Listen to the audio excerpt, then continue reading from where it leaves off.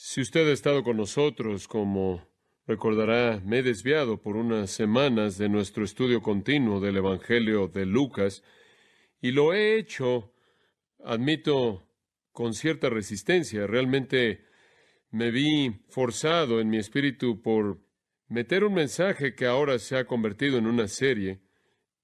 Eso amenaza en convertirse en una vida entera.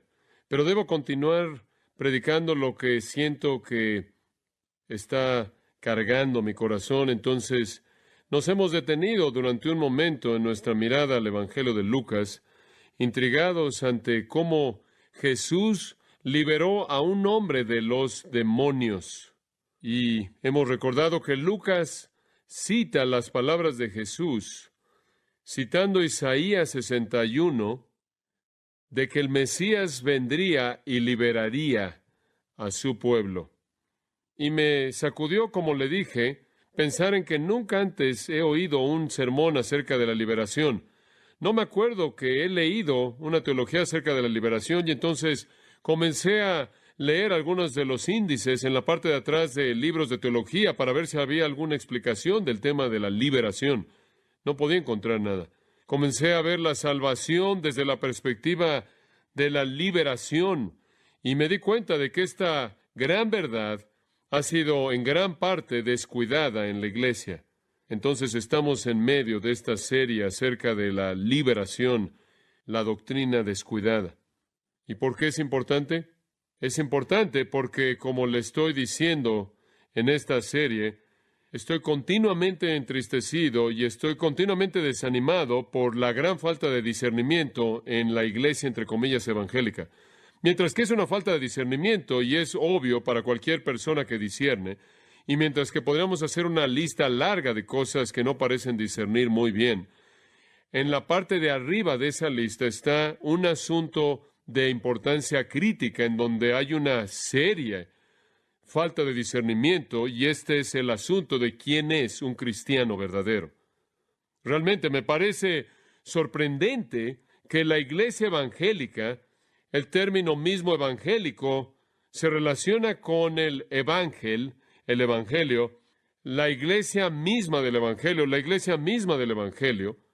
no puede o no quiere distinguir aquellas personas que verdaderamente han sido convertidas mediante el Evangelio de aquellos que no lo han sido. Existe esta nueva ligereza, existe esta nueva amplitud que quiere incluir toda profesión al cristianismo como si fueran verdaderas, aunque han sido definidas por alguna autoridad fuera de las Escrituras. De hecho, se resiste a cualquier desafío en contra de esa extensión. No obstante, esta serie ha continuado, aunque es la cuarta semana, y ha causado una cantidad considerable de discusión aquí y más allá de aquí. Recibí una llamada telefónica en el celular anoche por parte de un hombre que estaba manejando, escuchando la serie en cinta, y me dijo: estoy escuchando la serie y le tengo que decir algo. Y le dije: bueno, ¿qué pasa? Tú sabes, claro, lo que la gente está diciendo acerca de ti. Y le dije: bueno, me puedo imaginar a nivel general, pero quizás usted me puede decir lo que oyó. Él dijo: esto es lo que oí. Bueno, ese es simplemente John MacArthur. Él cree que tiene toda la verdad. Él dijo: estoy escuchando la cinta y esto me entristece, que esto es lo que la gente está diciendo. Esto es simplemente John MacArthur y él cree que él conoce toda la verdad. Solo quiero que sepa que no tengo la verdad en mí. Yo no soy la fuente de la verdad, pero creo que hay verdad. ¿Cree usted eso? Creo que hay verdad. Eso me coloca en contra de la cultura entera. Usted entiende eso. Este es un mundo posmodernista, no hay verdad. El mundo moderno, el medio para buscar la verdad en la actualidad, lo buscaron y no lo encontraron, entonces ahora decidieron que no podemos encontrarlo, entonces no existe. La razón por la que no pudieron encontrarla es porque se rehusaron a buscar aquí. Le dije a los alumnos en la universidad esta semana, en la capilla, que el problema más grande en la cultura norteamericana o estadounidense es la Biblia. Es el problema más serio en la cultura estadounidense. ¿Entiende eso? ¿Entiende que no estaremos aquí discutiendo nada acerca de los derechos homosexuales si no hubiera una Biblia? ¿Entiende que no habría discusión alguna acerca de la pornografía si no hubiera una Biblia? No estaremos teniendo ninguna discusión acerca de la pedofilia, la fornicación, el adulterio, el divorcio, la desintegración de la familia. No tendremos ninguna discusión acerca de ninguno de estos asuntos si no hubiera Biblia alguna. No tendremos con discusión alguna acerca del aborto, la eutanasia. Esta cultura está dividida por este libro. Este libro es un problema. La cultura secular, izquierdista, liberal, no le importa que creamos en este libro. Lo que no quieren es que lo saquemos de la iglesia, manténganlo dentro de los muros, no quieren que lo traigamos al discurso público porque contiene verdad que no queremos oír. Este libro es el problema serio. Entiendo eso que viene por parte del mundo, entiendo que eso viene del mundo, pero cuando este libro se convierte en un problema para la iglesia evangélica, eso es serio. No le estoy diciendo que yo conozco la verdad, no le estoy diciendo que yo soy la fuente de la verdad, pero le estoy diciendo que la Biblia tiene la verdad. Y hay verdad. Me pregunto si la gente inclusive sabe lo que la palabra verdad significa, porque todo mundo tiene la libertad de definir la verdad en sus propios términos. Permítame simplemente darle una definición simple de la verdad. La verdad es cómo las cosas son en realidad. ¿Entendió eso? Así es. No es como usted cree que son, sino como realmente son. Hay verdad acerca de cómo el universo llegó aquí y cómo se mantiene unido. Hay verdad acerca de todo lo que es material en el mundo y hay verdad acerca de todo lo que es espiritual en el mundo y la verdad acerca de cómo las cosas son en realidad. Si usted quiere conocer la verdad acerca de cómo las cosas son en realidad, entonces tiene que ir a la fuente de toda verdad, el Dios de verdad, el Cristo quien es la verdad, y el Espíritu de verdad, y la palabra de verdad, y usted aprenderá la verdad. No estoy tratando de presentar mi opinión, no estoy inventando esto conforme avanzo, simplemente estoy estudiando la Biblia. No soy lo suficientemente inteligente, inclusive como para tener opiniones que le importen a la gente, mucho menos establecer la verdad. Pero hay verdad, y esa verdad está en la palabra de Dios. Y mi amigo me dijo por teléfono, él dijo, deberías saber que uno de los principales pastores en Estados Unidos, una iglesia grande, me dijo, MacArthur se enoja por cosas. Él simplemente necesita reconocer que la reforma no fue tan seria como pensamos que fue. Me imagino que no, si a usted no le importa la verdad. Me importa la verdad, vivo para la verdad, vivo por la verdad, proclamo la verdad y contiendo por la verdad. Esa es la razón por la que estoy diciendo lo que estoy diciendo, y no es porque quiero elevarme, no es porque quiero sobresalir, sino porque creo que Dios debe ser oído. Comí con el dueño del Los Angeles Times y él dijo, ¿sabes una cosa? Tienes mucha influencia. Él dijo, ¿por qué nunca das tu opinión acerca de los asuntos que enfrentamos en la actualidad? Yo le dije, ¿estás bromeando? Yo le dije, ¿de toda la gente necesitas otra opinión? Yo no doy opiniones, yo doy la verdad de Dios. Ahora, si quieres una columna acerca de eso, apúntame. Lo único que estoy tratando de hacer es darles la verdad, porque la verdad es la palabra de Dios, y Él lo ha revelado. Uno de los alumnos del seminario me preguntó si era importante en la predicación no solo decirle a la gente la verdad, sino mostrarle en las Escrituras cómo es la interpretación razonable. En otras palabras, usted no solo puede presentarse como el pontífice y decir esto es verdad. Usted tiene que mostrarles en la palabra de Dios por qué esta es la manera razonable de entender la verdad. Yo le dije, claro, no puedes presentarte ahí como el pontífice, no solo te puedes poner de pie y decir esto es así, y esto es así, y esto es así, porque tienes algún tipo de autoridad autoimpuesta. Si yo les digo algo y usted ve las Escrituras y usted escudriña las Escrituras y no encuentra qué es la verdad, eso es serio.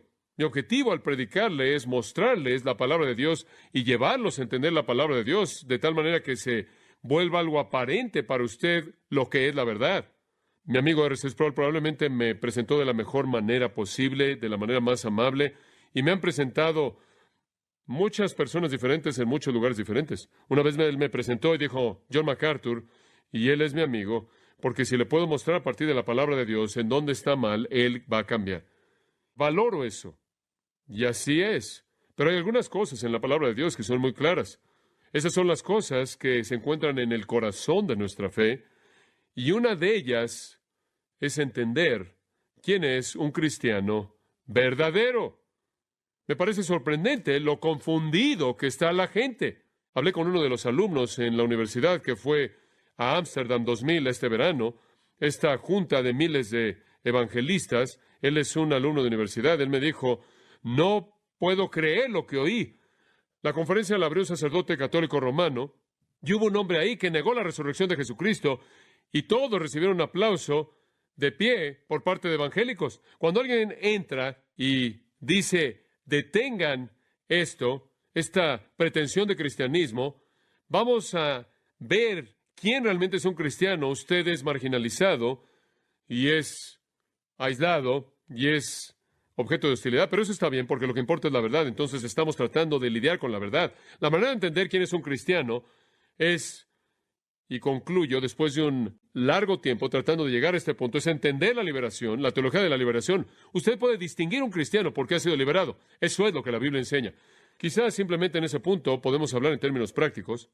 La liberación, yo creo que puede ser la palabra más clara, más amplia para definir quién es un cristiano. Pero esa no es la manera en la que nosotros lo hacemos. Así es como lo hacemos. Hágase esta pregunta. ¿Es usted un cristiano? ¿Lo es? ¿Es justificado por Dios? ¿Ha sido reconciliado con Dios? ¿Ha sido redimido? ¿Acaso el rescate que Cristo pagó le ha sido aplicado a usted? ¿Es usted un cristiano? Después hágase la siguiente pregunta. ¿Cómo sabe usted esto? ¿Cómo sabe usted que es un cristiano? Dice usted, bueno, hice una oración. Eso no va a funcionar. Pasé al frente en un servicio. Me sentí muy emotivo, muy sentimental y quizás lloré y quizás pasé por ahí y hablé con alguien. No, así no es como usted puede distinguir si usted es cristiano. Bueno, realmente me sentí mal, hice algunas cosas y me sentí muy mal. Me metí en un predicamento en mi matrimonio, en mi vida, y me sentí tan mal y simplemente necesitaba ayuda de Dios y lo busqué. Eso no va a servir. Oh, yo de hecho creo en Dios y creo en Jesús y por eso debo ser cristiano. ¿O qué tal? Yo fui bautizado. Y yo digo, fui bautizado en el nombre del Padre, del Hijo y del Espíritu Santo. Como puede ver, todo esto es ver a un acontecimiento. Pudo haber sido un acontecimiento físico o un acontecimiento emocional. Eso no le dice que usted es salvo. Eso simplemente le dice que usted oró. Mucha gente ora y quiere ir al cielo. Usted pasó al frente. Muchas personas pasan al frente. Lo que eso significa en alguna reunión, en algún servicio, no son salvos, no son convertidos, no pertenecen a la familia de Dios. Muchas personas se sienten mal y muchas personas creen, inclusive los demonios creen y se sienten mal por su destino. Y muchas personas se bautizan. Eso no sirve. No hay ningún acontecimiento que jamás ha ocurrido en su vida que pueda en sí mismo verificar que usted es un cristiano. La verdadera salvación es revelada y manifestada por la obra divina del Espíritu Santo al liberarlo a usted. Si usted es cristiano, el Espíritu Santo lo ha liberado.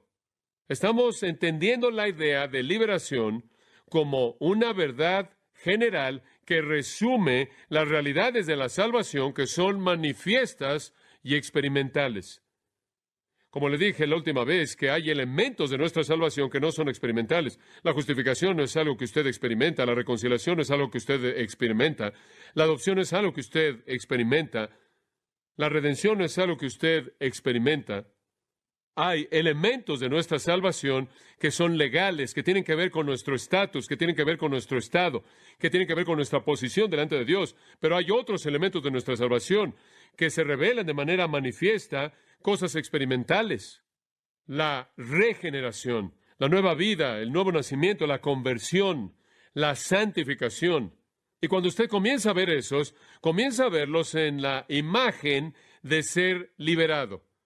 Entonces usted puede saber si usted es un cristiano no mediante un acontecimiento, sino por el hecho de que usted ha sido liberado de manera manifiesta de una cosa a otra, de una esfera espiritual a otra, de un principio de vida a otro, de un conjunto de realidades a otro. Hay una liberación real. ¿Qué dijimos que fue la primera? Aquellos que pertenecen al Señor han sido liberados del error ¿a qué? A la verdad. Y le di el mensaje y después he estado haciendo comentarios al margen, como usted bien recuerda. Y necesito hacer un comentario, porque esto es tan importante en el clima moderno, en el ambiente moderno. Colosenses, regresa a Colosenses 1, 12 y 13 por un momento. Simplemente voy a tocar esto de manera ligera y después voy a decir lo que se relaciona a esto y después podemos hacer una transición al segundo punto. Pero Colosenses 1, y por favor, Realmente, simplemente estoy entregándole mi alma en esto, así que tiene que ser paciente conmigo debido a la importancia de esto. Colosenses 1:12, dando gracias al Padre, nosotros creyentes, nosotros que estamos en la familia de Dios, damos gracias al Padre porque Él nos hizo aptos. No éramos aptos, éramos indignos, no tenemos calificación alguna mediante la cual pudiéramos ser aceptados por Él, pero Él nos hizo aptos, y usted sabe cómo lo hizo al aplicarnos la justicia de Cristo. Él nos hizo aptos para participar de la herencia de los santos en luz. La luz es una metáfora para la verdad, y después en el versículo 13, porque Él nos liberó, ahí está ese concepto de la liberación, Él nos liberó de la potestad de las tinieblas, la cual es una metáfora para el error. La primera categoría de la liberación es que aquellos que realmente son cristianos han sido liberados del error a la verdad. Ahora escuche lo que digo. Nadie es un cristiano que no entiende, cree, se aferra y ama la verdad. ¿Qué verdad? La verdad que llamamos el Evangelio. Nadie puede ser un cristiano que no ha sido librado de la falsa doctrina, la doctrina verdadera, y esto es al Evangelio de Jesucristo. Usted debe ser librado al Evangelio verdadero. Cualquier otro evangelio, Galatas 1, resulta en una maldición. Y en segunda de Juan, cualquiera que no permanece en la enseñanza de Cristo, que no se establece en la verdadera enseñanza de Cristo, no tiene a Dios. Segunda de Juan 9. La gente dice, esto lo dicen discusiones de misiones. Esas personas que están ahí que nunca han oído el Evangelio del Señor va a salvarlos de alguna manera. Nadie nunca jamás será salvo. Nadie jamás va a entrar en una relación salvadora con Dios quien no conoce el verdadero Evangelio acerca de Jesucristo. Nadie. No hay ninguna salvación en ningún otro nombre. El que no permanece en la doctrina o la enseñanza de Cristo no tiene a Dios. El que permanece en esa enseñanza tiene al Padre y al Hijo. Entonces, eso es lo que hemos estado diciendo ahora ya por 2 semanas. Nadie es cristiano que no ha sido librado del error a la verdad. Y esa verdad es que la Biblia es la palabra de Dios en la cual la doctrina de la salvación claramente es revelada en su totalidad. Esa es una creencia en el Dios verdadero, el Dios que es la Trinidad, el Dios que se reveló a sí mismo en la encarnación de la segunda persona de la Trinidad, mediante un nacimiento virginal, vivió una vida sin pecado, murió una muerte sustitutiva, resucitó de la tumba en una resurrección literal, ascendió al cielo, envió al Espíritu Santo, reina con el Padre a su diestra, intercede por los santos y algún día regresará a establecer su reino eterno en la gloria. Esa es la sustancia del cimiento de las verdades del Evangelio. Nadie es salvo fuera de entender eso.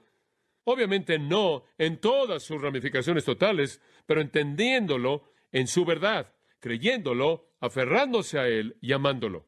Cuando el Espíritu de verdad regenera, Él mueve a la gente, la saca del error a la verdad. Él trae al pecador el entendimiento de creer en y aferrarse a y compromiso total con la verdad. Esa es la razón por la que en Colosenses 1 dice esencialmente que los santos morando en luz, y eso es casi un sinónimo de ser transferido al reino de su amado Hijo. La luz y el Hijo son sinónimos. Jesús lo dijo, yo soy la luz. Estar en la luz, esto es conocer la verdad, es entender al que es la verdad, Jesucristo. Ahora, simplemente permítame llevarlo a un pasaje que actuará para nosotros como una transición. Pase a Romanos 10. Vamos a hablar un poco de Romanos 10 y después iremos a Romanos 6. Usted tiene que entender esto. Tuve una experiencia interesante. Fui invitado a hablar en la comida de los hombres de negocios de Evangelio Pleno. Es una celebración de California del Sur. Es un grupo muy, muy carismático. Y fue algo extraño porque me invitaron a hablar acerca del don de lenguas. Alguien en la organización pensó que yo había recibido el don y que me había convertido en un promotor de ese don, y me invitaron a hablar pensando eso. Pensé que querían saber lo que la Biblia decía, entonces sus expectativas eran que aquí viene a hablar John MacArthur y finalmente ha llegado a este gran don y ha recibido al Espíritu Santo y él va a dar su testimonio. Estoy pensando quién es la verdad y estoy pensando qué generoso y amplio de mente y abiertos por su parte de invitarme a hacer esto. Entonces fui y simplemente abrí la Biblia y les mostré a partir de las Escrituras qué es y qué no es y cómo creía que había cesado. Es la única vez que me puedo acordar, y esto es verdad. De hecho, físicamente fui tomado y sacado, quitado de un micrófono. Literalmente fue físicamente quitado del micrófono. Estaban tan enojados por lo que estaba diciendo y yo no lo entendía porque pensé que se me había invitado a hacer lo que estaba haciendo. Después el hombre fue al podio y comenzó a orar por mí. Y esto fue lo que dijo: que yo fuera sacudido a medianoche y que se me dieran lenguas. Esta fue su oración por mí. Después, en cierta manera, fue algo raro, pero después le dije a este hombre, que era uno de los líderes de este grupo: ¿por cuánto tiempo has sido parte de esto? Él dijo 9 años. Yo le dije: no está hablando de las lenguas. Permíteme hacerte una pregunta. ¿En base a qué vas a ser recibido por parte de Dios a su cielo? Él dijo: bueno, la manera en la que lo ves es que cuando tú mueres, está ahí esta escalera larga y llegas a la parte de arriba y tocas la puerta y realmente esperas que Jesús te deje entrar. No entendí el Evangelio de manera absoluta. Están hablando del tema equivocado. Totalmente enojados por las lenguas, totalmente ignorantes acerca de la verdad salvadora. Y me encuentro con eso de manera común, tristemente. Observe Romanos 10. No sé con qué mayor claridad puede ser afirmado. Versículo 9. Si confesares con tu boca que Jesús es el Señor, lo cual incluye a toda su persona y obra, y si creyeres en tu corazón que Dios lo levantó de los muertos, serás salvo. Si no cree eso usted, si no cree usted que Jesús es Señor y Dios y amo soberano, el que no pecó, si usted no cree que Él de hecho resucitó de la tumba y todo lo que eso implica que Dios mismo quedó satisfecho con su expiación y lo resucitó de los muertos, que Él, por lo tanto, es el Salvador perfecto y exaltado. Y si usted no cree eso, no puede ser salvo. Porque con el corazón se cree para justicia, pero con la boca se confiesa para salvación. Porque no hay diferencia, versículo 12. Porque todo aquel, versículo 13, que invocar el nombre del Señor será salvo. Pero tiene que invocar el nombre del Señor, tiene que creer en la esencia del Evangelio. Él no puede ser salvo sin Él mismo. Y esa es la razón por la que el versículo 14 dice: ¿cómo invocarán en aquel de quien no han creído? Si nadie les ha hablado la verdad y nadie les ha dado la información que deben creer, ¿cómo van a invocar en Él? ¿Y cómo van a creer si no han oído? ¿Y cómo van a ir? ¿Cómo van a oír sin un predicador? ¿Y cómo van a ir a predicar a menos de que sean enviados? ¿Entienden lo que está pasando? No pueden entender y no pueden creer a menos de que oigan, y no pueden oír a menos de que alguien vaya, y nadie va a menos de que alguien sea enviado. El punto es que tenemos que ir porque no hay otra manera. Esa es la razón por la que Jesús dijo: ir por todo el mundo y predicar el Evangelio a toda criatura. Esa es la única esperanza. Nadie jamás va a ser convertido y llevado al cielo quien no fue librado del error a la verdad acerca de Jesucristo. La persona, la obra, la salvación por gracia únicamente, a través de la fe únicamente y solo Él, únicamente. Esa es la razón por la que decimos en el versículo 15, cuán hermosos son los pies de aquellos que traen las buenas nuevas. Cuán hermosos son los pies de aquellos que van. Porque si no van, no pueden oír, y si no pueden oír, no pueden creer, y si no pueden creer, no pueden ser salvos. Versículo 17, la fe viene por el oír. No viene por la intuición, viene por oír la palabra de Dios, la palabra de Cristo. De hecho, los mejores manuscritos, la palabra de Cristo, la palabra acerca de Jesucristo, el Evangelio. Esa es la razón por la que tenemos que ir, y créame, como si le dije antes, si la gente que está ahí afuera viviendo y vive al nivel de la luz que tiene, la luz de la conciencia y la luz de la razón, Dios va a asegurarse de que les llegue la luz del Evangelio. Dios no está limitado en absoluto al llevarles el mensaje a aquellos cuyos corazones están preparados por su Espíritu. Ahora pase a Romanos 6. Quería hablar de este versículo la semana pasada y no tuve la oportunidad de hacerlo. Romanos 6, versículo 17. Simplemente un pensamiento simple. Gracias a Dios, que aunque erais esclavos del pecado, téngase ahí. ¿Qué es un esclavo? Un siervo, esclavo es la idea en el griego. Es una palabra que implica mucho, ¿no es cierto? Un esclavo es alguien que desempeña un servicio bajo un amo. Cuando pensamos en un esclavo, pensamos de alguien cuyas ideas, cuyas opiniones, cuyos planes, cuyos propósitos, cuyo futuro no están en sus manos. No importa, un esclavo es alguien que hace lo que se le dice. Un esclavo es alguien que está bajo la autoridad de alguien más. Él dice acerca de nosotros, éramos esclavos del pecado. Literalmente estamos dominados por el pecado. El pecado es nuestro amo. Ocasionalmente hacemos algo que es humanamente bueno y amable y algo que podría inclusive ser noble en términos humanos. Ocasionalmente expresamos amor, cuidamos de niños, cuidamos de gente de edad, damos para ayudar a alguien, pero la fuerza dominante y el poder básico en nuestras vidas es el pecado, así es. Después, versículo 18, pero ustedes han sido liberados del pecado y se han vuelto esclavos de la justicia. Este es un cambio dramático, esto es importante, un cambio dramático. Ya no eres un esclavo al pecado, ahora eres un esclavo de la justicia. Tu amo es la justicia, tu poder motivador es la justicia, En donde antes encontrabas tu satisfacción y en donde encontrabas tu deleite y encontrabas tu gozo y encontrabas tu satisfacción era el pecado. Ahora encuentras tu deleite y satisfacción y tu gozo en la justicia. En donde antes odiabas el pensamiento de hacer lo correcto y amabas el pensamiento de hacer lo que está mal, y ahora odias el pensamiento de hacer lo que está mal y amas el pensamiento de hacer lo que está bien. Ese es un gran cambio. Gran cambio. ¿Cómo sucedió? A la mitad del versículo 17 tiene que ver esto. Os volviste, se convirtieron obedientes del corazón. Algo no sucedió por fuera.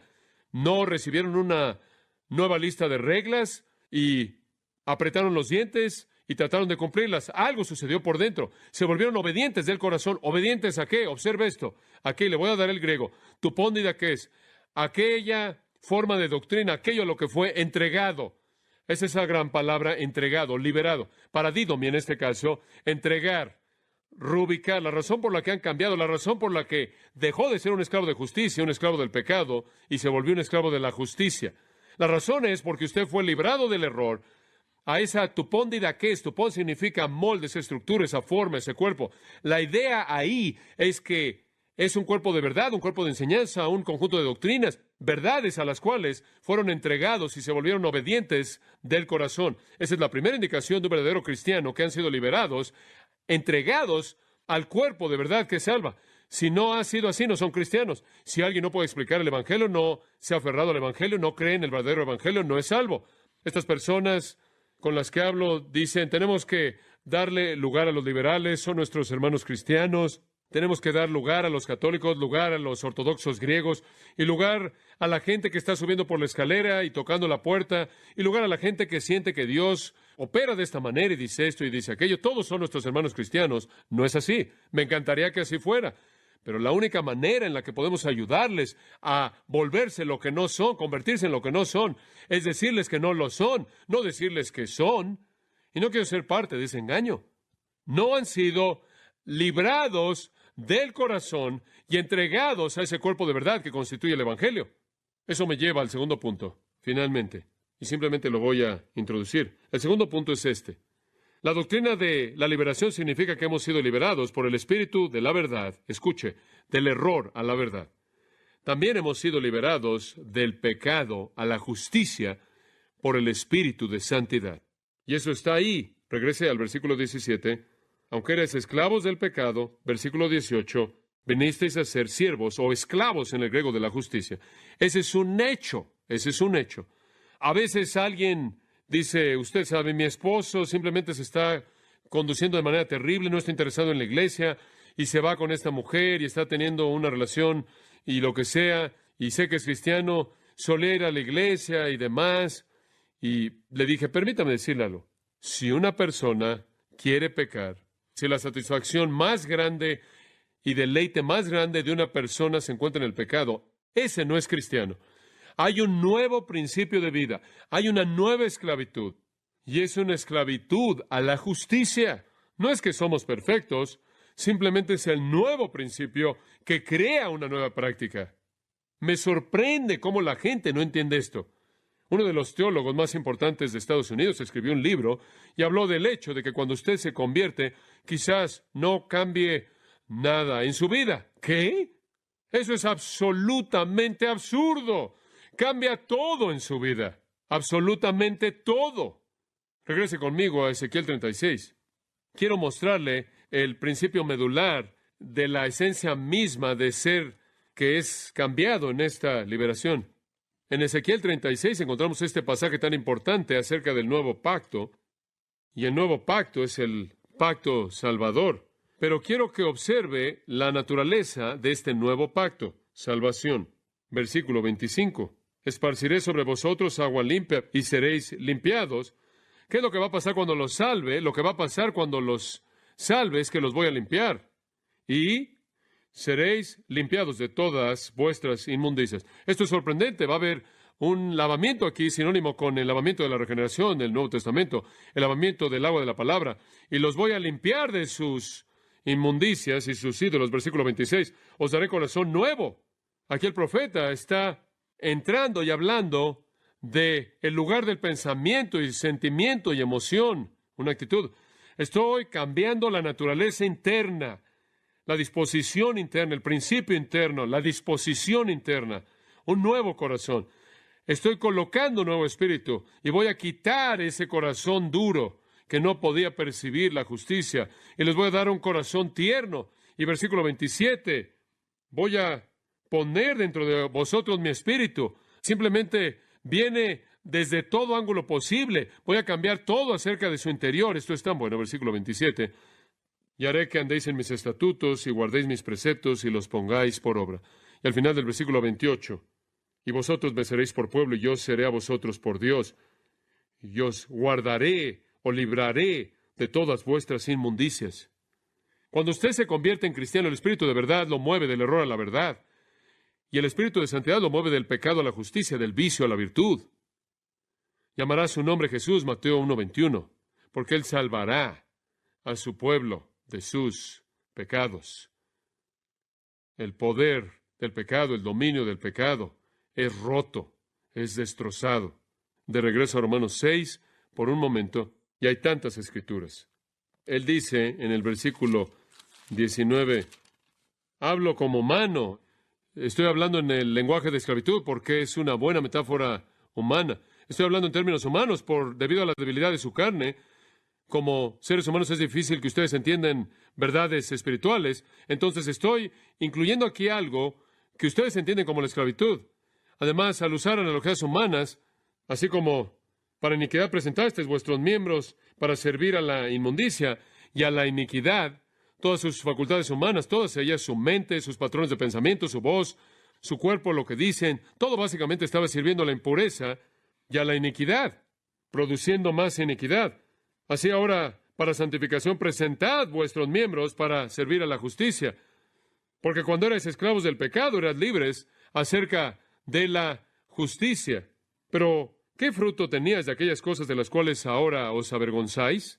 Porque el fin de ellas es muerte. Mas ahora que habéis sido libertados del pecado y hechos siervos de Dios, tenéis por vuestro fruto la santificación y como fin la vida eterna. Todo es diferente. No solo el final es diferente, la muerte y la vida, sino que la vida es diferente, de esclavos al pecado a esclavos de justicia. Me encanta lo que dice en Romanos 11, lo mencioné la semana pasada. El libertador quita el pecado. Esa es la razón por la que el versículo 14 de Romanos 6 dice que el pecado ya no se enseñoreará de ustedes. No es amo. Y de regreso en el versículo 4 de Romanos 6, fueron sepultados con Cristo en su muerte, han resucitado con Cristo en su resurrección, ahora caminan en vida nueva. Tenemos una vida nueva, es lo mismo que 2 Corintios 5:17, si alguno está en Cristo, nueva criatura es. Las cosas viejas pasaron, he aquí, nuevas han venido. No soy perfecto, pero mi anhelo ha cambiado, mis deseos han cambiado.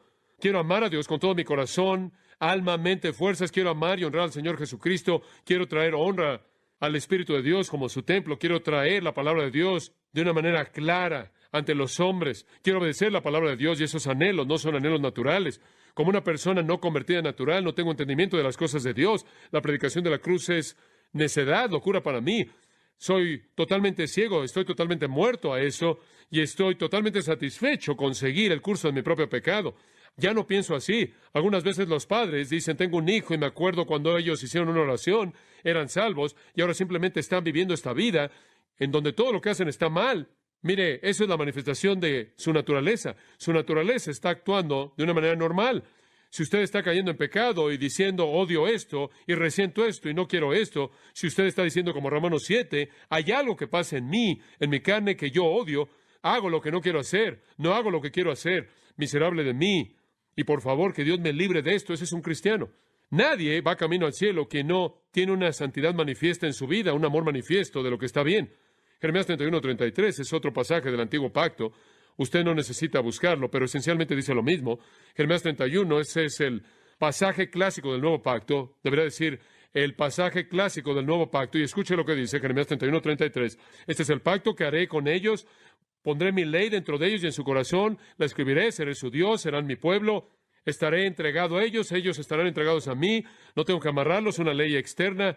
Va a estar en sus corazones, va a ser su deseo, su anhelo, su gozo. Usted vino aquí esta mañana y a usted se le pidió que cantara canciones para la gloria de Cristo. ¿Qué estaba pensando cuando estaban cantando? Prefiero tener a Jesús que cualquier otra cosa. ¿Fue un eco de su corazón? Estaba ahí sentado diciendo, así me siento, gracias Dios porque tengo a Jesús. Esa fue su actitud. Esa sería la motivación del Espíritu de Dios, motivando la respuesta correcta del corazón de un creyente para estar de acuerdo con eso. La santificación es inseparable de la justificación. Entonces, la liberación significa que usted ha sido liberado del pecado a la justicia. Significa que su perspectiva entera ha cambiado de manera total. Es totalmente diferente. La manera maravillosa en la que el libro de Apocalipsis comienza, capítulo 1, versículo 5, Jesucristo, el testigo fiel, el primogénito de los muertos y el soberano de los reyes de la tierra. Me encanta esto también. Al que nos amó y nos liberó de nuestros pecados. Eso no es solo forénsico. Eso no es solo una liberación legal, es una real. Esa es la razón por la que Filipenses 3 dice en el versículo 3, somos la verdadera circuncisión. Esto es, somos el verdadero pueblo de Dios, que adoramos o servimos en el Espíritu de Dios. Esa es una característica. Adoramos en el Espíritu de Dios, nos regocijamos en Cristo Jesús y no tenemos confianza en nuestra carne. Ese es un creyente. ¿Se regocija usted en Jesucristo? ¿Adora usted en el Espíritu de Dios y no confía en su carne? ¿Anhela honrar a Dios, conocer su palabra, obedecer su palabra? Esas son las evidencias de una nueva vida. Efesios 2:10, muy conocido. Ustedes son salvos, versículos 8 y 9, por gracia, pero el versículo 10 dice que somos hechura suya, creados en Cristo Jesús para buenas obras. Y Santiago dice lo mismo en Santiago 2. La fe sin obras está, ¿qué? Muerte. Digo, es por la evidencia de una vida cambiada que sabemos que la fe era real. Hay muchos pasajes. Pienso en Gálatas 6:15, ni la circuncisión es algo, ni la falta de circuncisión. Eso no importa, pero una nueva creación. Somos una nueva creación. Todo ha cambiado con respecto a nuestra perspectiva del pecado y la justicia. Un pasaje final, 2 Tesalonicenses 2:13, y voy a cerrar con este. Aunque hay casi textos interminables que podríamos ver, vamos a retomar algo más de este pensamiento la próxima vez. 2 Tesalonicenses 2:13. Siempre debemos dar gracias a Dios por vosotros, hermanos amados por el Señor, porque Dios os ha escogido, esa es elección, desde el principio para salvación. Vea esto, mediante la santificación por el Espíritu y fe en la verdad. Ahí está. Los dos puntos que he estado tratando de explicar. Tiene que haber fe en la verdad. Esa es la primera liberación, aunque es mencionado en segundo lugar aquí. Y tiene que haber santificación por el Espíritu. La santificación significa una separación. Eso es lo que santificación significa. Significa separarse. Usted es librado del pecado a la justicia. La salvación entonces viene a través de esa separación del pecado y a través de esa fe en la verdad. Esos son los dos primeros puntos importantes.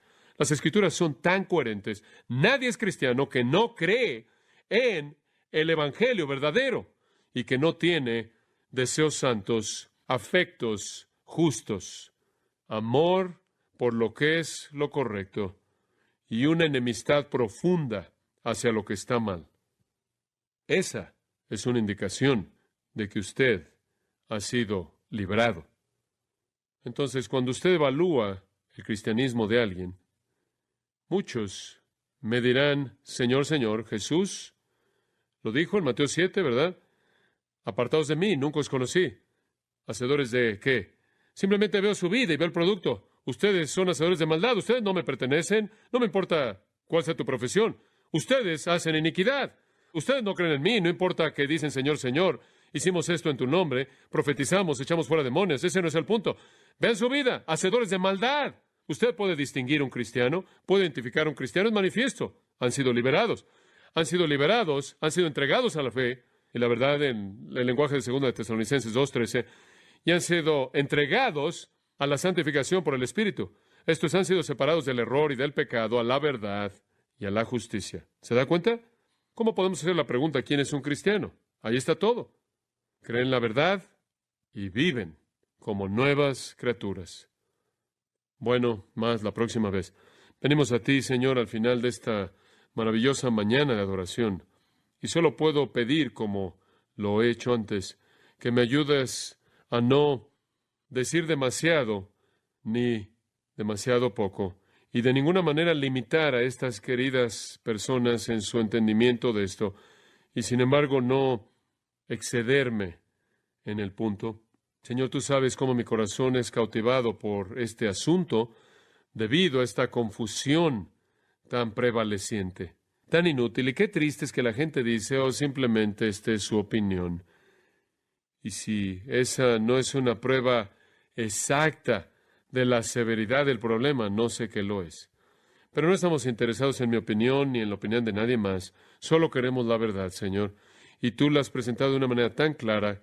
Debemos rendir cuentas por la verdad, porque es tan clara. No es como si tú le hubieras metido tras bambalinas en algún pasaje oscuro.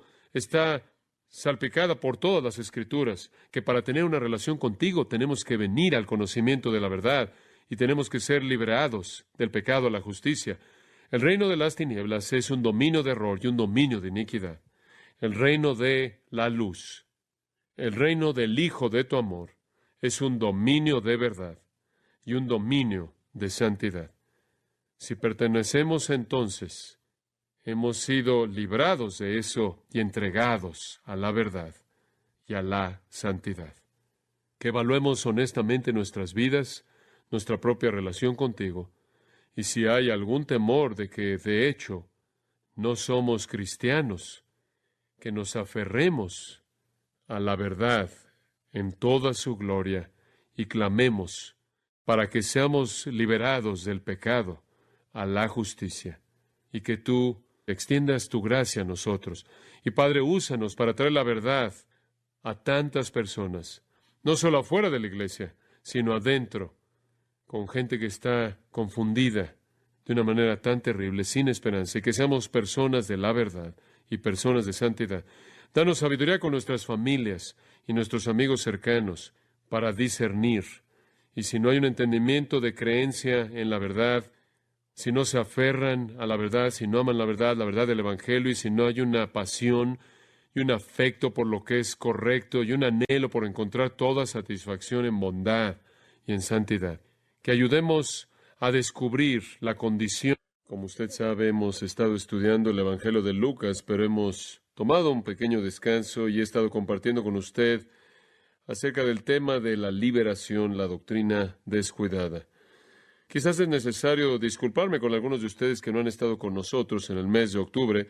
Siempre estamos en algún tipo de continuidad aquí, siempre enseñando a lo largo de un libro. Y si usted llega a visitar en algún domingo en Grace, quizás puede luchar con meterse en el flujo un poco, porque hay tanta continuidad de semana a semana conforme vamos a lo largo de la palabra de Dios. Y hemos tomado algo así como un descanso de Lucas para hablar de un tema, hablar del tema de la liberación, y confieso que ese también ha sido un mensaje continuo a lo largo del mes. Me disculpo por interrumpir esta mañana. Me ha preocupado mucho que la iglesia evangélica, aparentemente y de manera deliberada, ha estado contenta con abandonar la doctrina sana. No estoy hablando de iglesias liberales, estoy hablando de aquellos que confiesan ser evangélicos. Muchos líderes y escritores, pastores, profesores, personas evangélicas que son muy influyentes entre los evangélicos están contentos, satisfechos con tener una falta de discernimiento como si fuera alguna virtud espiritual.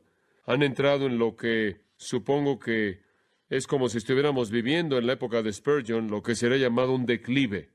La iglesia está en una pendiente resbalosa. La iglesia evangélica está progresando de manera decreciente, alejándose de las alturas de la verdad y la honra de Dios. De manera dispuesta, está abandonando su discernimiento, de manera dispuesta, está abandonando la exposición bíblica y, por lo tanto, está abandonando un entendimiento profundo y preciso de la verdad. Y al hacer esto, se está alejando de lo que glorifica a Dios, porque lo que glorifica a Dios es la exposición de las Escrituras. Permítame decirle de manera muy simple por qué. En la Biblia, Dios es revelado. La gloria de Dios se despliega a lo largo del registro bíblico. Dios se despliega a sí mismo en las Escrituras. El predicador entonces tiene un deber contundente y claro, y ese consiste en desplegar la gloria de Dios mediante la exposición de las Escrituras. Lo vuelvo a decir, el predicador tiene un deber contundente, claro, y ese consiste en desplegar la gloria de Dios mediante la exposición de las Escrituras. Cuando usted expone la palabra de Dios, usted termina enseñando doctrina sana, verdad. Cuando la verdad es entendida y la verdad es conocida, Dios entonces es desplegado en esa verdad. La revelación de las Escrituras son la verdad, y es la verdad de Dios, la cual es la naturaleza y esencia mismas de Dios. Entonces, lo vuelvo a decir, el predicador tiene un deber claro y contundente, y ese consiste en desplegar la gloria de Dios mediante la exposición de las Escrituras. Eso no es lo que está pasando entre los evangélicos el día de hoy. La gente se está alejando de la predicación bíblica y la enseñanza bíblica y la exposición bíblica. Se están alejando de un interés en la doctrina sana, un interés en la verdad definida. Están abrazando todo lo que de manera nominal se identifica a sí mismo como cristiano. Y la iglesia va a continuar haciendo esto hasta que alguien o algunas personas sostengan en alto la palabra de Dios. La palabra de Dios que usted ve siendo presentada de manera fiel y precisa e imparable, le trae a la gente la majestad verdadera de Dios. Y con ello viene el verdadero entendimiento. Cualquier predicador que no hace esto ha fracasado en su responsabilidad delante de Dios. Mi tarea como predicador es muy simple. Se espera de mí que enseñe las cosas profundas de las Escrituras para que pueda levantarlo usted a las alturas de la alabanza. Supongo que algunos de ustedes que están visitándonos podría estarse preguntándose a sí mismo si viene de otro ambiente de iglesia. Seguro que aquí cantan muchas canciones antiguas aquí. ¿Dónde están los coros de alabanza? Hay una razón. La himnología está ligada a la teología. En donde usted tiene profundidad, usted tiene altura. En donde usted tiene una teología superficial, va a tener una himnología superficial. En donde usted tiene un entendimiento superficial de la verdad divina, usted va a tener una expresión superficial de la misma. Pero en donde usted tiene una congregación que entiende la profundidad de la verdad divina y que tienen pensamientos grandiosos y gloriosos acerca de Dios, producidos por un entendimiento de las realidades profundas de la verdad divina, no están satisfechos con una expresión superficial. Nos encantan los himnos antiguos porque son profundos. Tienen cierta inteligencia poética que alcanza, que llega a las profundidades de nuestra teología y les da expresión. No necesitamos ser seducidos por una melodía de una especie de salón de bar. Es suficiente para nosotros cantar palabras grandiosas. No necesitamos un mantra para inducir una emoción. Nuestros pensamientos de la verdad y nuestros pensamientos de Dios nos impulsan, nos llevan a himnos sublimes. Entonces, la responsabilidad del predicador consiste en entregar la verdad, y al explicar la verdad de la palabra de Dios, al entrar a las profundidades de la verdad de la palabra de Dios, la gloria de Dios es revelada. Y cuando la gloria de Dios es revelada, la congregación, el pueblo de Dios lo alaban. Entonces el predicador desciende y lleva hacia arriba a su congregación, a las profundidades de la verdad para que puedan ser elevados a las alturas de la alabanza. Yo solo tengo una herramienta. ¿Puede imaginarse una profesión con una sola herramienta? Yo solo tengo una herramienta, solo una. Las Escrituras es la única herramienta. Hay un libro popular escrito por un pastor presbiteriano bien conocido que promueve el hecho de que el Evangelio está en las estrellas, que el Evangelio entero, incluyendo la justificación, se revela en las constelaciones. En el libro él dice que Dios predicó el Evangelio y las estrellas a Adán, inclusive antes de que él cayera. Esto no es nada nuevo, esto ha sido promovido en años pasados.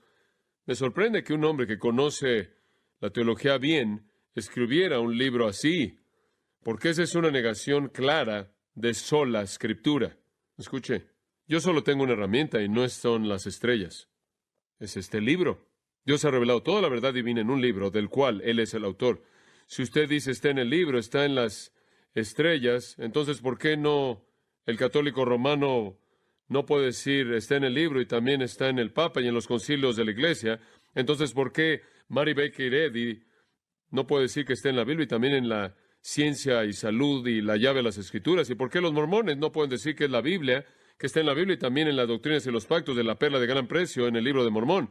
La verdad divina no está en una iglesia, no está en un papa, no está en un obispo, no está en una denominación, no está en una experiencia, no está en la intuición de alguien, no está en las estrellas, está en un libro, la Biblia. Cada vez que la Biblia se ha alejado de esto, ha sido inundada con el desastre. Este es el domingo de la Reforma. Lo que produjo la Reforma Fue un sacerdote católico llamado Martín Lutero que llegó a la convicción de que la verdad divina estaba confinada al libro. Esto es revolucionario. Esto no es lo que la Iglesia Católica cree. Martín Lutero dijo: Dios habló únicamente en el libro y toda la verdad divina está confinada al libro.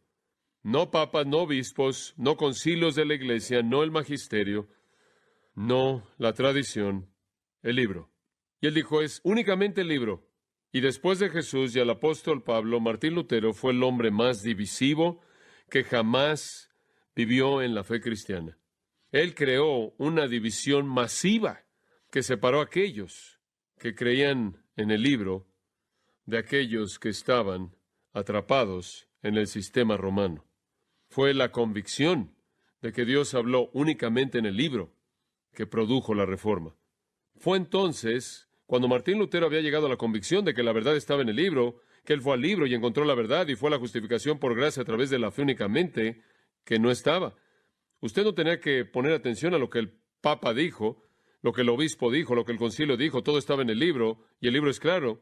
En 1539 Lutero comentó acerca del Salmo 119, y él escribió esto: en este Salmo David siempre dice que él va a hablar, pensar, oír, leer día y noche y constantemente nada más que la palabra de Dios. Lutero lo llamó la palabra externa. Me gusta eso. Está fuera de nosotros, y Lutero dijo: es la palabra externa la que es la palabra salvadora, santificadora, iluminadora. ¿Qué quiso decir con eso? Él quiso decir que está fuera de nosotros, así como Dios está fuera de nosotros. Usted no puede inventar a Dios y no puede inventar la verdad. Dios no es el producto de su imaginación, Dios no es el producto de su fantasía, Dios no es el producto de su experiencia, Dios no es el producto de su intuición, Dios no es el producto de su emoción carismática, Dios no es el producto de su existencialismo. Dios es Dios y Él está fuera de usted y no está sujeto a sus ideas ni alteraciones. Dios no es un juguete de plastilina, de cera que usted puede moldear a su gusto. Entonces la Biblia está fuera de usted, es externa. Puede tomarla, puede dejarla, pero no puede alterarla. Usted no puede hacer que sea otra cosa de lo que es y no puede hacer que diga algo diferente de lo que dice. Es un libro fijo, con letras fijas y palabras fijas y oraciones fijas. Esta fue la gran convicción de Lutero que cambió el mundo. Lutero dijo con una fuerza resonante en 1545, el cual fue el año antes de que él murió. Él dijo que el hombre que quiere oír a Dios hablar, lea las Sagradas Escrituras. ¿Sabe una cosa? Hay libros que inundan al mundo cristiano el día de hoy. Usted lo puede ver en la convención de libreros cristianos acerca de cómo escuchar la voz de Dios, aprender, prepararse a sí mismo para escuchar la voz de Dios, aprender a cómo oír la voz de Dios. Permítame decirle algo. ¿Quiere oír a Dios? Lea las Sagradas Escrituras. Quédese y escuche. ¿Quién sabe lo que va a oír? Lo que sea no es de Dios. Entonces, ¿cuál es la tarea del predicador? John Piper dice: una gran parte y una parte medular de nuestro trabajo es trabajar para entender el significado de Dios a partir del libro, y eso es correcto. Lutero en 1533 dijo que la palabra de Dios es lo más grandioso y más necesario en el cristianismo. Lo es, y le voy a decir que cuando usted deja el libro, usted tiene problemas interminables. Usted se aleja del libro y Jesús se convierte en un juguete de cera que usted puede moldear como usted quiera. La verdad se convierte en un juguete de cera que usted puede moldear como usted quiera. John Piper dice: Lutero tenía un arma para rescatar a Cristo de ser vendido en los mercados de Wittenberg. Él expulsó a los que intercambiaban dinero, a los vendedores de indulgencias, con un látigo de la palabra externa, el libro. Como puede ver, la gente quiere reinventar a Jesús y moldearlo como quieren. Quieren terminar con su propia perspectiva de la verdad, moldearla a su gusto. Pero el libro no le permite hacer eso. Nuestra fe está arraigada en una revelación decisiva en la historia llamada la Biblia. Y como pastor, como predicador, como ministro, tengo un trabajo. Yo trabajo con el libro, la palabra de Dios transmitida en un libro. Fundamentalmente soy un lector y soy un maestro y soy un proclamador del libro y tengo que alimentarlo con el libro, usted, la verdad del libro. Conforme yo soy fiel a eso, yo cumplo con mi deber delante de Dios. Conforme yo soy infiel a eso, yo fracaso en mi responsabilidad y tengo un serio problema de responsabilidad delante de Dios. Quiero descender con usted a las riquezas de la palabra para que usted pueda elevarse a las alturas de la alabanza. Cuando la gente comienza a entender la verdad profunda de las Escrituras, comienza a entender la majestad elevada de Dios. Y veo a la iglesia evangélica en la actualidad y veo superficialidad, indiferencia hacia las Escrituras. La verdad es un problema porque la ven como algo divisivo. Y veo que debido a eso no conocen la profundidad de la verdad y tampoco conocen la gloria de Dios. David Wells, escribiendo en Ningún lugar para la verdad, su libro maravilloso, dijo: es este Dios majestuoso y santo en su ser quien ha desaparecido del mundo evangélico moderno. Leslie Newbing escribió: repentinamente vi que alguien podía usar todo el lenguaje del cristianismo evangélico, sin embargo, el centro fundamentalmente era la persona y Dios era auxiliar a eso. Este alejamiento evangélico moderno coloca al hombre en el centro de todo, y más importante que las Escrituras y más importante que Dios. Y cuando eso sucede, lo que puede cambiar es confrontarlo, y eso es realmente por qué he estado hablando de esto en las últimas semanas. No sé nada más que lo que Lutero hizo y lo que Juan Calvino hizo y lo que Spurgeon hizo y lo que otros han hecho en la historia. Usted simplemente tiene que enfrentarlo de frente y decirlo como es. Y he estado leyendo algo de la vida de Calvino y Lutero y otros reformadores, tratando de entender cómo fue que ellos tuvieron una influencia tan inmensa. Cuando usted piensa en ese tipo de nombres, usted piensa que debieron haber sido personalidades fuertes y debieron haber sido líderes muy dotados, etcétera, etcétera. Y conforme usted estudia sus vidas, descubre que fueron expositores incansables de las Escrituras. Tomaron toda oportunidad que tuvieron por exponer la palabra de Dios ante la gente, y la palabra de Dios fue lo que hizo que las cosas cambiaran. Conforme la gente llegó a estar expuesta a la predicación clara y poderosa de la profundidad de la verdad, llegaron a estar consumidos con la gloria de Dios, se volvieron personas que discernían y vieron el error por lo que era y la verdad por lo que era, y tomaron las decisiones correctas. Benjamin Warfield, el gran teólogo de Princeton, quien tuvo un gran ministerio en mi vida, mucho tiempo después de su muerte, cuando era un alumno de seminario, y leí acerca de la inspiración y autoridad de las Escrituras que él escribió. Warfield dijo de Juan Calvino que ningún hombre jamás tuvo un sentido más profundo de Dios que él. Él dijo en la obra acerca de Calvino y Agustín, él dijo: ningún hombre jamás tuvo un sentido más profundo de Dios que Juan Calvino. ¿Y de dónde es que Juan Calvino obtuvo ese sentido profundo de Dios? Él lo obtuvo de las Escrituras. Juan Calvino pasó su vida entera estudiando las Escrituras. Él pasó su vida como un expositor de las Escrituras, y la gente asume que Juan Calvino fue algún tipo de teólogo. Él fue un teólogo, pero él fue un teólogo que tenía el derecho de ser un teólogo porque él era un expositor. Su teología fue el producto de su exposición bíblica. A través de Calvino, la teología reformada sana, la teología de la Reforma, se aferró, encontró sus raíces, y con esa teología profunda vino el producto de esa teología, la cual fue la alabanza elevada.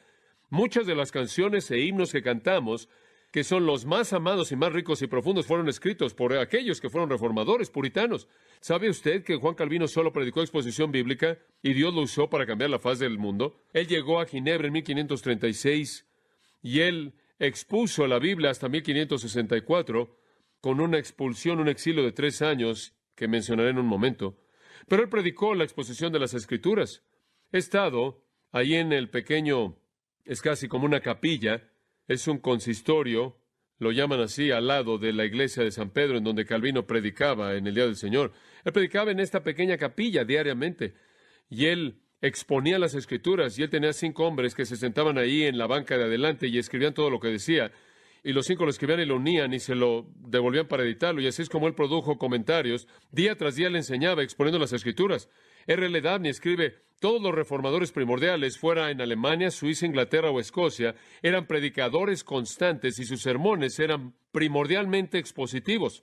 Eso significa, exponer significa explicar el significado de las Escrituras. Entonces él dijo: podemos suponer con seguridad que el instrumento mediante el cual el poder espiritual de la gran revolución y la reforma fue primordialmente la restauración de la predicación escritural. Dabney también señala lo que sucede en la historia es un declive de 3 pasos, y lo estamos viendo suceder en la actualidad. Hay un tiempo en la iglesia que él lo llama la época de oro, cuando la verdad de Dios es predicada de la palabra de Dios. Esa es la época de oro. Cuando los hombres exponen las Escrituras. Yo crecí en una época así. La exposición bíblica era lo importante. La exposición bíblica era lo que la gente hacía, pero ya no es así. Y hay un segundo paso, no lo saben, pero Dabney dice que hay un segundo paso. Los evangélicos dicen, todavía creemos en la verdad bíblica, todavía creemos en la doctrina sana, todavía somos evangélicos, pero nada más creemos que la Biblia es arcaica y la gente no se identifica con ella y es aburrida. Entonces hemos tomado la verdad y la hemos colocado en algún contexto cultural con la que la gente se puede identificar y podemos comunicarnos mejor. Todavía es la verdad y creemos la verdad y la Biblia es tan antigua y la gente simplemente no se identifica con ella. Entonces todavía nos aferramos a la verdad y simplemente la vestimos con ropa nueva.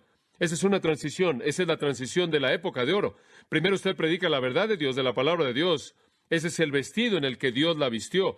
Esa es la manera en la que Él la vistió. Y Dios sabe lo que es mejor para el alma y el espíritu y la mente de un hombre, quien está bajo la influencia convencedora del Espíritu Santo. Entonces Él sabe qué verdad viene un hombre de la manera más poderosa en la obra del Espíritu Santo, y esa es la razón por la que Él colocó la Biblia en la manera en la que Él la colocó. Pero quizás la gente cree que piensan mejor que Dios, tienen mejores ideas que Dios, entonces toman las verdades de las Escrituras, las sacan de las Escrituras, las visten de otra manera, las visten de manera diferente para quitar el estigma de la Biblia, la ofensa de la Biblia, y de alguna manera creen que pueden alcanzar hacia la cultura de una manera suave. Básicamente han hecho la Biblia a un lado porque creen que es vergonzosa. Dabney dice que esta es la etapa de transición. Aquí la doctrina es enseñada, todavía es de las Escrituras, pero su relación es moldeada, se conforma con la dialéctica humana prevaleciente. La verdad de Dios ahora ha sido despojada de su poder del alma. El tercer paso, usted sabe que la Biblia era ofensiva, nos deshicimos de eso. Ahora descubrimos que la doctrina también es ofensiva, entonces también nos deshacemos de eso. Entonces Dabney ruega pidiendo que estemos contentos siempre con exhibir la doctrina bíblica en su propio vestido bíblico. Y como puede ver, esa es la razón por la que yo digo que si la gente simplemente comenzara a predicar la Biblia proveería claridad, proveería discernimiento, proveería entendimiento, proveería profundidad y también levantaría a la gente a las alturas de la alabanza trascendente. La Biblia forma el contenido entero de nuestra predicación. Es una profesión de una herramienta, como dije. Dios presentó todas sus verdades en tal contexto, en tales proporciones y en tales relaciones, como Él sabe que son apropiadas para el alma y mente del hombre bajo la influencia del Espíritu Santo, y ninguna otra forma de la verdad es tan buena. Simplemente me molesta ver a gente comenzando a ver que todavía creemos la verdad, pero no le enseñamos a partir de la Biblia porque la gente no acepta eso. Si usted se deshace de la Biblia porque no le gusta eso, entonces, ¿por qué se va a aferrar a la verdad cuando usted descubra que tampoco la quieren? No creo que usted pueda llevar a cabo el ministerio sin un compromiso radical con la Biblia. Digo, un compromiso radical con la Biblia. Yo soy visto como radical.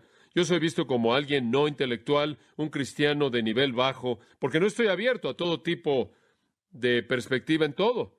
Yo soy visto como alguien antiintelectual. Está bien, realmente no me importa.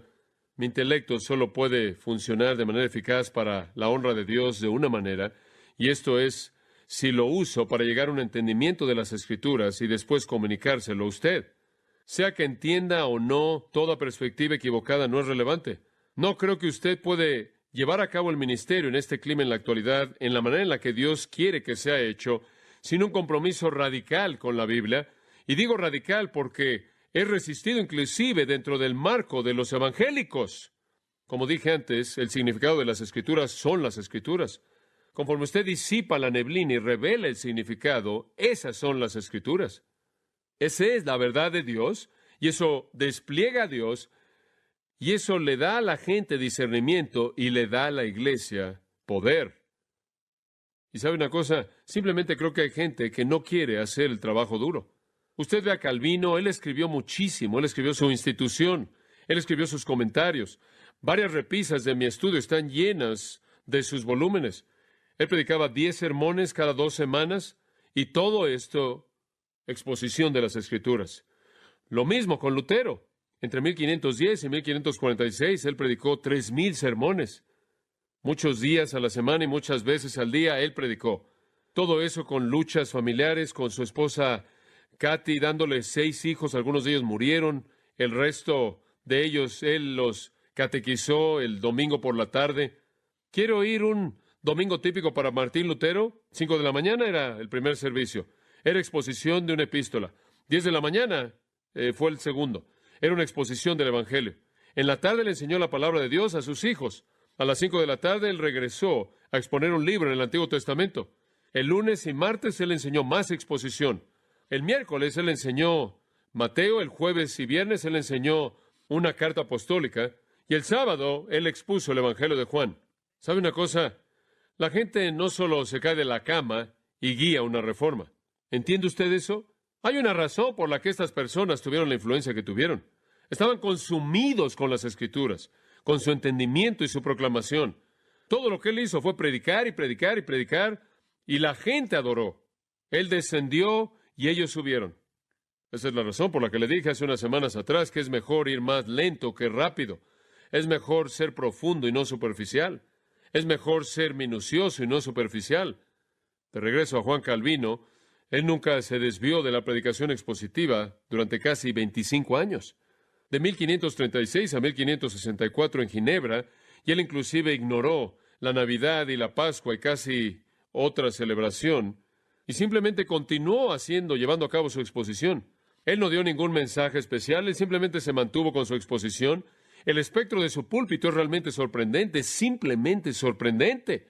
Él predicó durante 6 años en el libro de Hechos. Él dio 46 sermones de Tesalonicenses, 186 sermones de Corintios, 86 sermones de Primera y Segunda de Timoteo y Tito, 43 sermones de Gálatas, 48 sermones en Efesios. En 1559, en la primavera, él comenzó un estudio de los Evangelios, exponiendo los Evangelios a manera de armonía, y él no terminó cuando él murió en 1564, en el mes de mayo.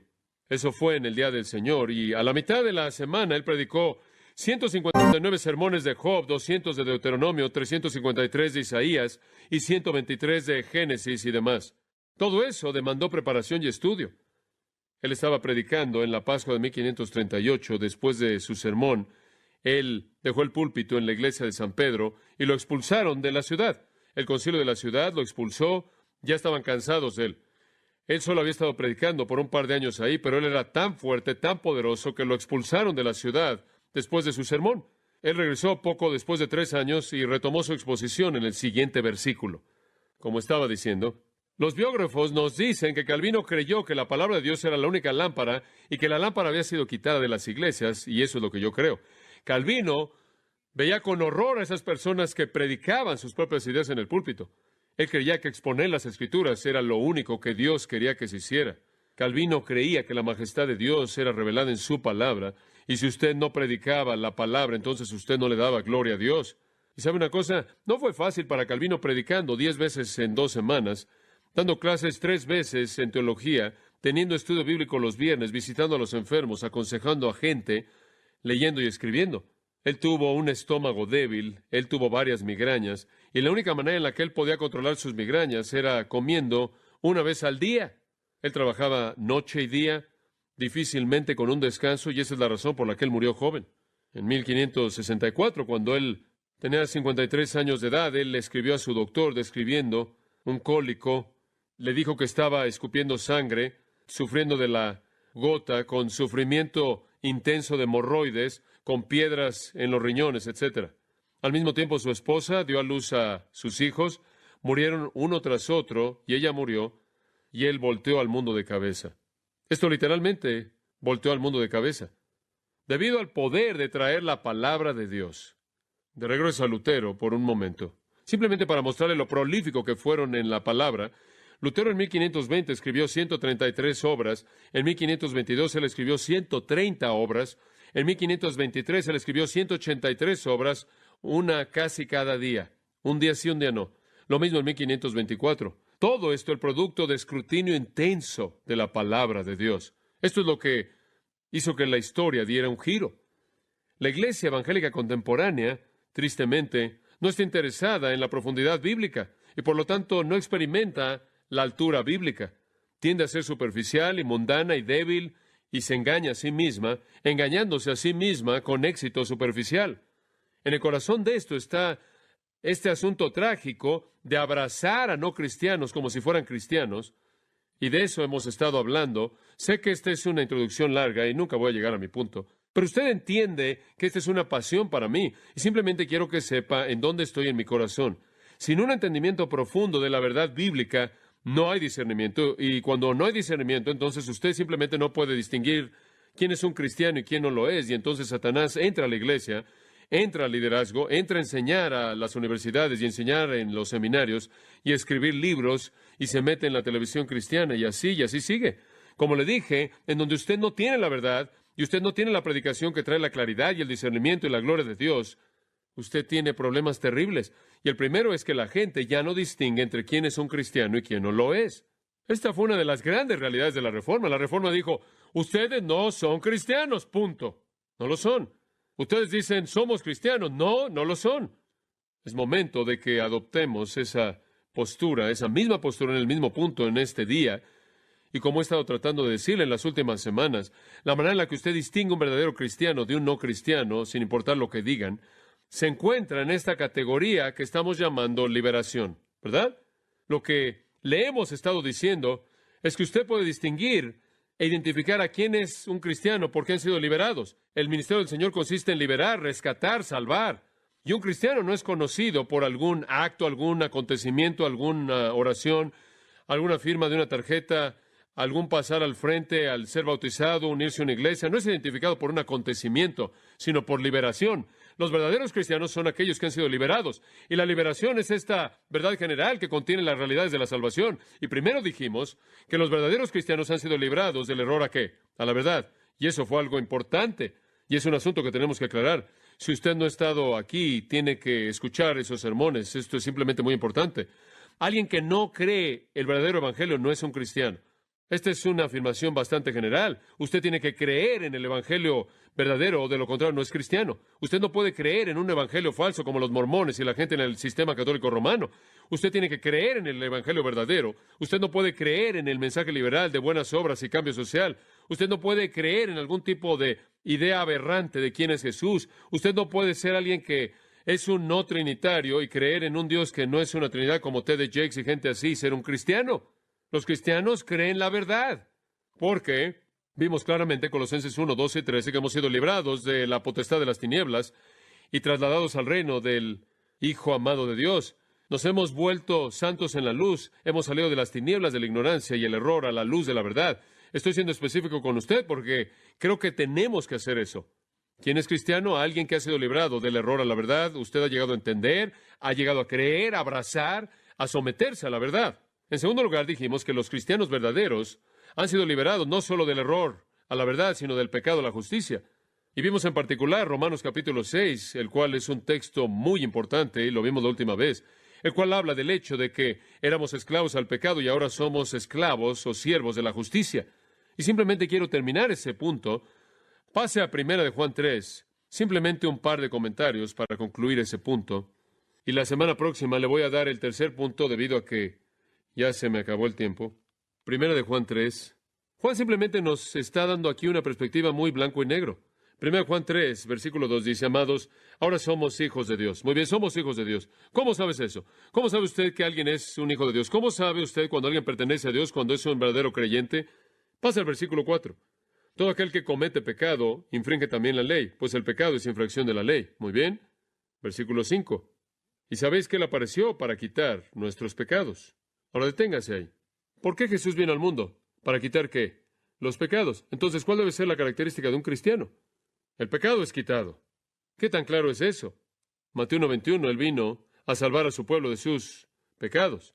Entonces, Juan simplemente está diciendo que Él apareció para quitar los pecados. Entonces, lo que es una realidad acerca de un cristiano es que el pecado ha sido reemplazado por la justicia, y él procede a explicar eso. Versículo 6. Todo aquel que permanece en él no peca.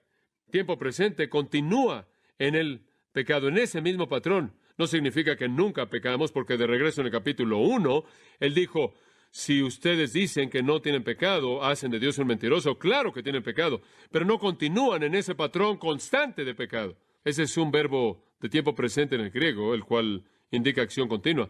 Nadie que permanece en Cristo continúa en ese mismo patrón de pecado. Y nadie que continúa en ese mismo patrón de pecado ha visto a Cristo o conoce a Cristo. Todo el tiempo la gente dice, yo sé, bueno, que están viviendo así y están haciendo esto, pero sé que son cristianos porque me acuerdo cuando esto pasó, en ese acontecimiento hicieron esto. Los cristianos no continúan en un patrón de pecado que no ha sido roto. Versículo 7, aquí está la clave. Hijitos, nadie os que engañe. No dejen que nadie los engañe. El que hace justicia es justo. ¿Es eso difícil de entender? Por favor, ¿quién es justo? La gente que hace cosas justas. Es cuestión de naturaleza, es cuestión de el principio de vida, de poder en la vida. Y él lo explica de manera muy clara. El que practica, versículo 8, el pecado es del diablo. Él tiene la naturaleza antigua bajo el control de Satanás. El diablo peca desde el principio. Para esto apareció el Hijo de Dios, para deshacer las obras del diablo. ¿Y cuáles son las obras del diablo? El pecado. Segunda vez, versículo 5, versículo 8. El Hijo de Dios vino para deshacer, para destruir ese patrón de pecado, para destruir ese principio de pecado, ese poder de pecado dominante. Y entonces en el versículo 9, todo aquel que es nacido de Dios no practica el pecado. Practica es esa idea de pecado constante, no quebrantado, continuo, porque tiene una nueva semilla en él. Y él usa la analogía del nacimiento humano. Un bebé es el producto de sus padres y lleva la imagen de sus padres. La semilla, el huevo, los padres han creado la esencia de ese niño. El niño es literalmente la unión de las dos vidas que lo produjeron, y el niño va a manifestar las características. Va a ser moldeado como sus padres, se va a ver en la cara como sus padres, va a tener la manera de actuar, va a tener ciertos gestos físicos como los de sus padres, va a tener algunas de las capacidades intelectuales como sus padres, o quizás otras capacidades también. Va a reflejar la estructura genética heredada de sus padres, y eso es esencialmente lo que está diciendo. Si usted ha nacido de Dios, va a ser el producto de ese nuevo nacimiento, y usted no va a continuar practicando el pecado, pero lo que va a pasar es que va a tener una nueva semilla en usted, y usted no puede continuar en el pecado porque ha nacido de Dios. Mire, si usted ha nacido de Dios, el principio de pecado ha sido roto y la práctica del pecado ha sido interrumpida. Si alguien se ve como si fuera cristiano y de pronto se desvía y se mete al pecado y se quede ahí, ellos nunca nacieron de nuevo, porque si hubieran nacido de nuevo, si hubieran nacido de Dios, ninguno que nace de Dios practica el pecado. Nadie tiene ese mismo patrón constante, como lo dijo la semana pasada. Tiene que ver con su deseo, con lo que usted desea. Pecamos como cristianos, pero odiamos ese pecado. Amamos la justicia, como Romanos 7. Quiero hacer cosas y mi carne me estorba y no quiero hacer lo que hago y hago lo que no quiero, pero sé que es algo miserable, lo menosprecio y clamo para ser librado de eso. Una de las grandes razones por las que queremos ir al cielo, habla con la gente acerca de ir al cielo y dicen, calles de oro. Y sabe una cosa, lo mejor del cielo es que no hay pecado. Eso es lo más atractivo acerca de esto. ¿No se cansa de eso? No estoy hablando del pecado en su cónyuge, estoy hablando del suyo. Nadie que ha nacido de Dios continúa en un patrón no quebrantado de pecado. No puede suceder. ¿Por qué? Porque su simiente está en usted. Tiene usted la simiente incorruptible. Pedro dice, una nueva vida, una nueva naturaleza, una nueva creación. En el versículo 10 lo resume. Así es como usted distingue a los hijos de Dios y a los hijos del diablo. Es obvio, me encanta. ¿Qué tan obvio es? En esto se manifiestan los hijos de Dios y los hijos del diablo. Todo aquel que no hace justicia y que no ama a su hermano no es de Dios. Eso es suficiente para mí. ¿Cómo sabe usted quién es un cristiano? Alguien que ama lo que es lo correcto, que ama la ley de Dios, que odia el pecado, que tiene un patrón de justicia interrumpido por el pecado. Ese es el pecado que él odia. Ese es el viejo hombre residual en él. Es su antigua disposición. Es lo que queda en él, de su naturaleza antigua. Gálatas 2:20, el apóstol Pablo habla de esto y dice, con Cristo he sido juntamente crucificado. ¿Qué quiere decir Pablo? Yo estoy muerto, el Pablo antiguo ya se fue, la vida antigua está muerto, ya no soy yo quien vive, ese ego antiguo, ese yo antiguo, pero Cristo vive en mí. ¡Wow! Y si Cristo vive en usted, todo es diferente. Todo. Hay un nuevo principio de vida que produce una nueva práctica de vida. Si no entendemos quién es un cristiano verdadero, estamos confundidos en el punto más crítico, ¿no es cierto? Porque no podemos decirle a una persona cuál es su condición espiritual verdadera. Quizás están perdidos camino al infierno. No les ayuda decirles que son cristianos. También hemos invitado a la cizaña de Satanás a la iglesia. La gente que no ama la verdad de Dios, que no ama su ley justa, que no tiene hambre por aquello que es lo correcto, no tiene un corazón nuevo, no tiene un nuevo nacimiento, no tiene una simiente incorruptible, no tiene a Cristo viviendo en ellos, no han sido librados. Si el corazón no ha sido cambiado para amar la palabra de Dios, si el corazón no ha sido cambiado para amar la ley de Dios, si el corazón no ha sido cambiado para desear obedecer la ley de Dios, como Ezequiel 36 lo dice, si el corazón no ha sido cambiado para buscar la virtud, no el pecado, entonces ese corazón no ha sido cambiado en absoluto. La marca distintiva de la salvación es que usted entiende, usted cree, usted se somete a la verdad del Evangelio. Usted ama esa verdad. Usted ama la justicia y usted odia el pecado.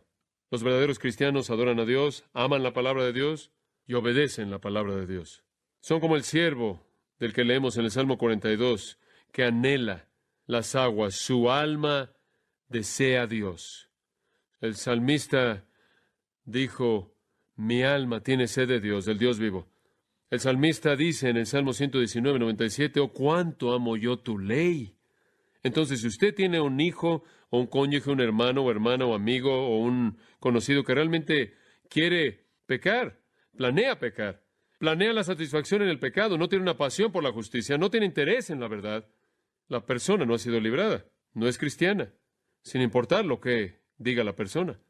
En la actualidad, como hemos estado diciendo, las iglesias y líderes evangélicos dicen, cualquiera que dice que es cristiano, cualquiera que dice que creen que Jesús es cristiano. Liberales, protestantes, carismáticos, católicos romanos, ortodoxos, personas que están flotando por ahí, que dice creer en Jesús, atletas que hacen esto y hacen una buena jugada y son sorprendidos buscando una prostituta. Cualquier persona que dice ser cristiana puede ser probada por la verdad y la virtud. Esto es crítico. La verdadera liberación produce una vida cambiada. Hay un tercer punto y simplemente le voy a decir qué es y lo vamos a ver la próxima semana. Han sido librados del mundo moribundo al reino eterno, profundo, y lo veremos la próxima vez. Oremos. Padre, qué claridad, qué precisión provee tu palabra. Gracias por los ejemplos de hombres del pasado, del que hablamos en esta mañana, cuyos testimonios son tan útiles, nos instruyen debido a su fidelidad, el poder de sus vidas que tú usaste con tanto poder. Dale a tu iglesia una confianza restaurada, una pasión restaurada, un hambre restaurada por la verdad, por la palabra de verdad. Oramos, Padre, porque tú nos des el discernimiento para que podamos juzgar verdaderamente la condición espiritual de una persona.